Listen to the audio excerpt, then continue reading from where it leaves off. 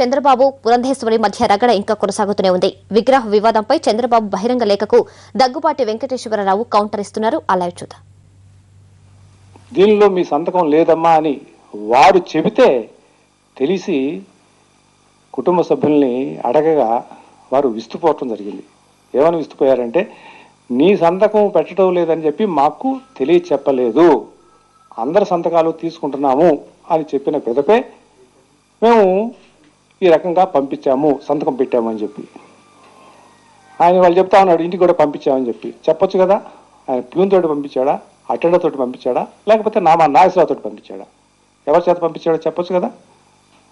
ఈ రకంగా దోషిగా నిలబెట్టడానికి పురంధరేశ్వరిని చంద్రబాబు చేస్తున్నటువంటి నాటకం తప్పితే ఇది వేరే విషయం కాదు. ఇవాళ పురంధరేశ్వరి గారికి అనుమతి ఇచ్చిన తర్వాత సెప్టెంబర్ మాసంలో ఒక 3 నెలలు వ్యవస్థ తీసుకోవడం జరిగింది.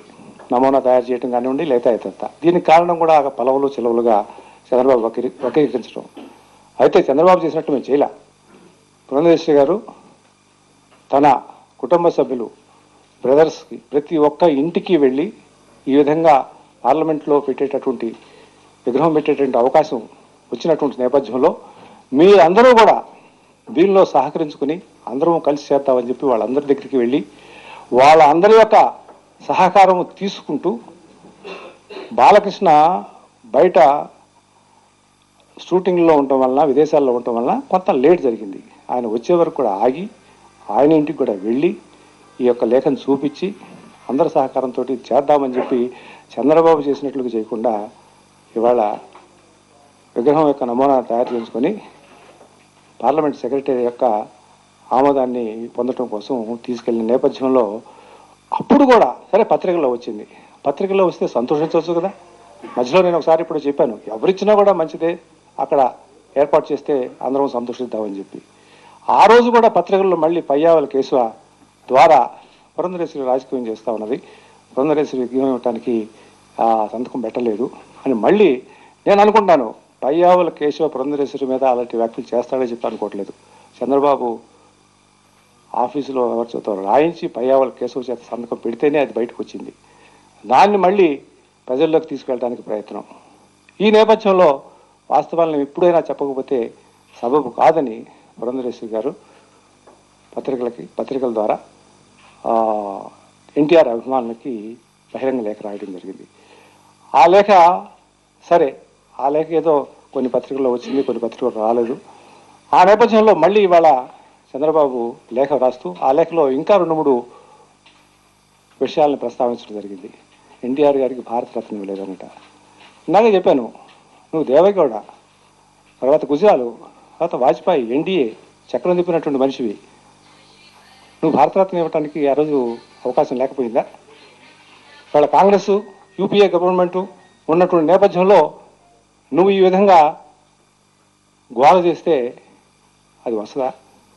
సంతకాలు పెట్టానంటావు, కోటి సంతకాలు కాళ్ళతోటి పెట్టావో చేతితోటి పెట్టావో నాకు తెలీదు, నోటితోటి పెడతావు. కానీ ఇది కేవలం అభాండాలు వేయటానికి పురంధరేశ్వరి గారు ఒకరే దొరికారు. తర్వాత ఇంకొకటి, మన విమానాశ్రయానికి పేరు పెట్టలేదు అని చెప్పి. విమానాశ్రయానికి పేరు అసలు నువ్వు పెట్టావా?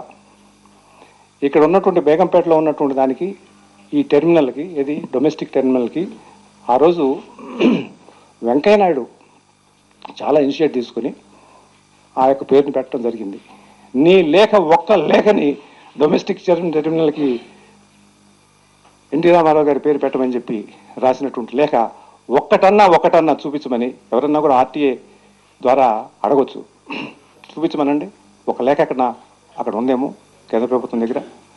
తను ముఖ్యమంత్రి, తను ఉన్నటువంటి నేషనల్ గవర్నమెంట్ రాయలేదు. తర్వాత జిఎంఆర్ తోటి అగ్రిమెంట్ చేసుకుంది ఎవరు? జిఎంఆర్ తోటి అగ్రిమెంట్ చేసుకుంది నువ్వు. ఆ జిఎంఆర్ తోటి అగ్రిమెంట్ చేసుకున్నప్పుడు, కొత్త ఎయిర్పోర్ట్ సృష్టించేటప్పుడు నువ్వు రాయాల్సినటువంటి అవసరం లేదా? డొమెస్టిక్ టెర్మినల్ ఎన్టీ రామారావు గారు టెర్మినల్ అని చెప్పి దాంట్లో రాసుకోవాల్సిన అవసరం లేదా? అగ్రిమెంటో, అండర్స్టాండింగో, లేకపోతే వాళ్ళకి ఇచ్చేటటువంటి ఆర్డర్లను నువ్వు జీవో పాస్ చేయాలి.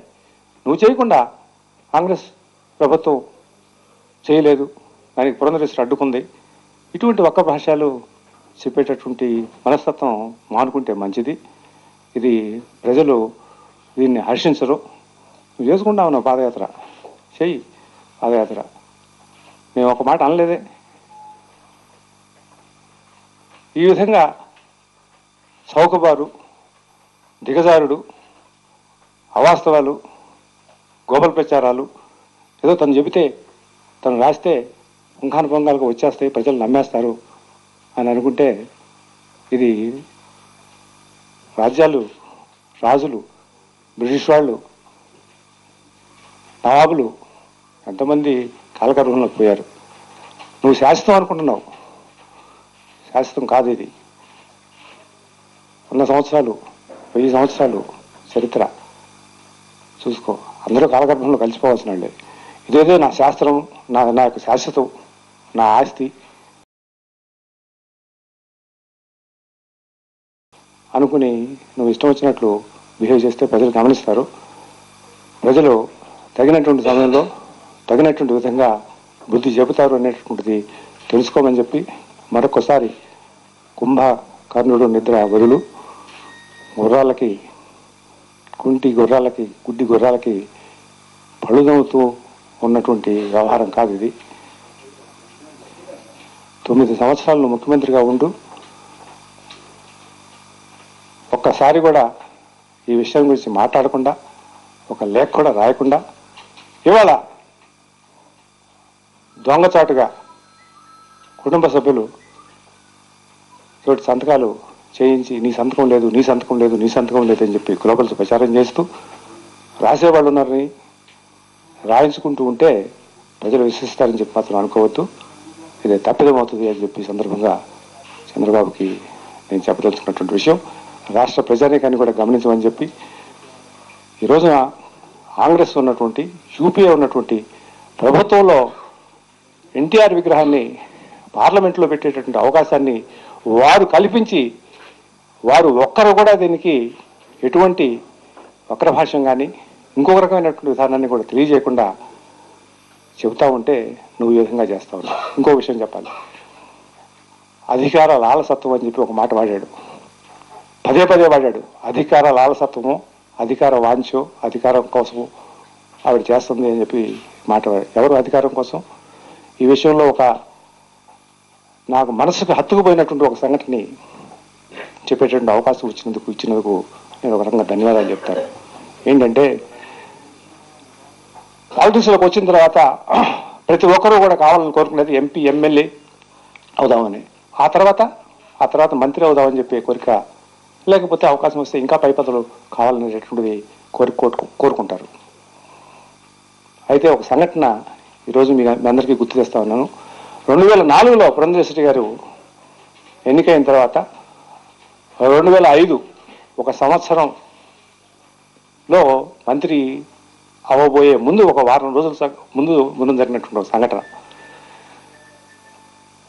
పార్లమెంట్లో కౌన్సిల్ బిల్ ప్రవేశపెట్టారు.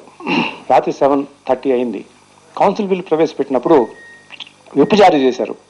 దాన్ని పునరుద్ధరించడానికి ఓటింగు ప్రక్రియ కావాలని చెప్పి.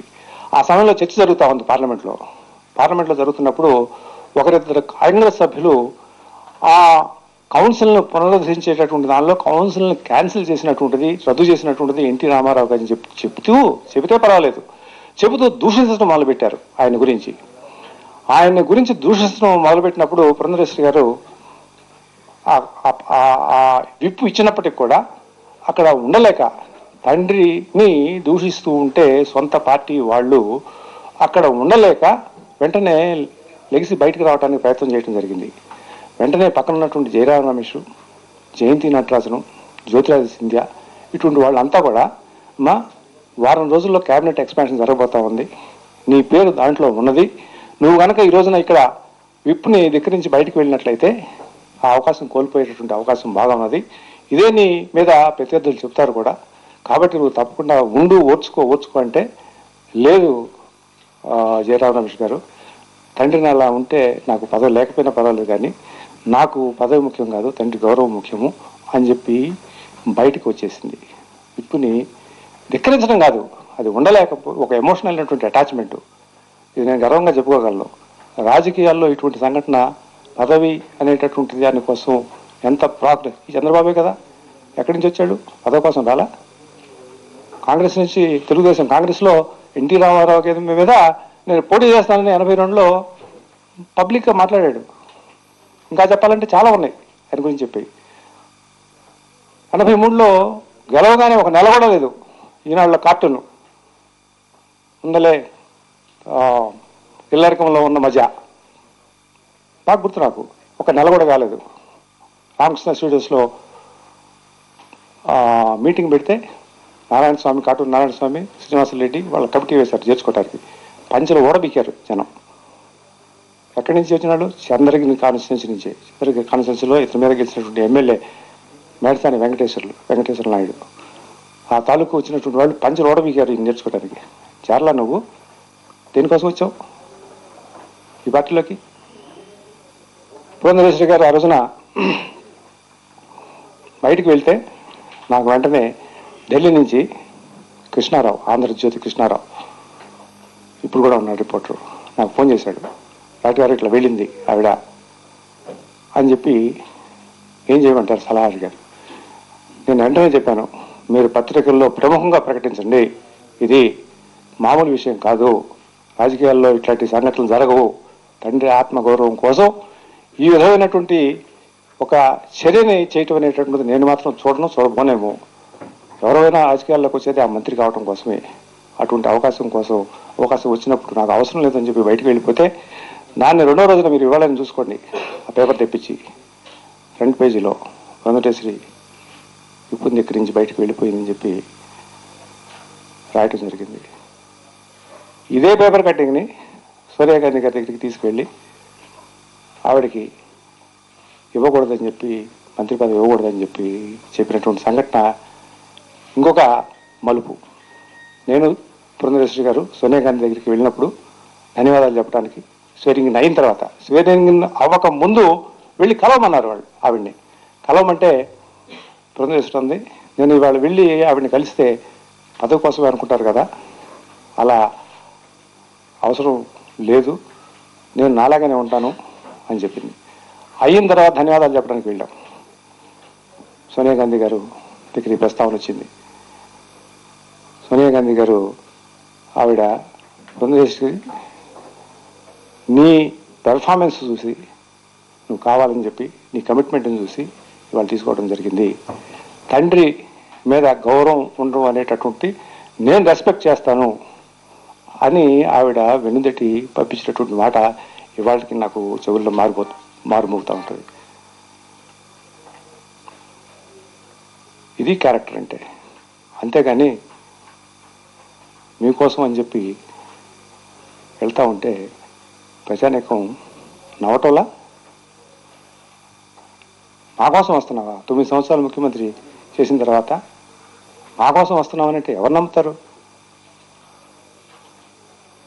మీకోసమే కదా అని నవ్వుకుంటున్నారు.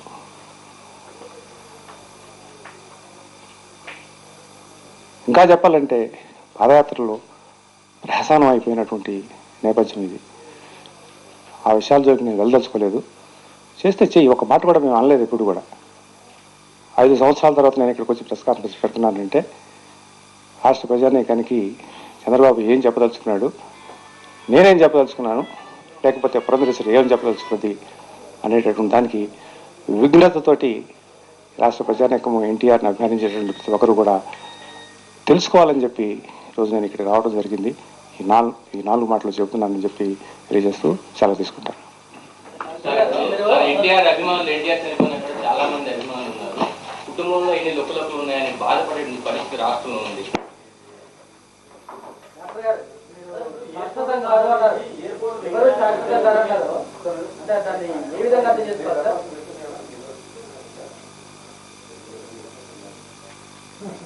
సరే, టీడీపీ నుంచి 3 ఎంపీలు బయటకు వెళ్ళాలని ఎలా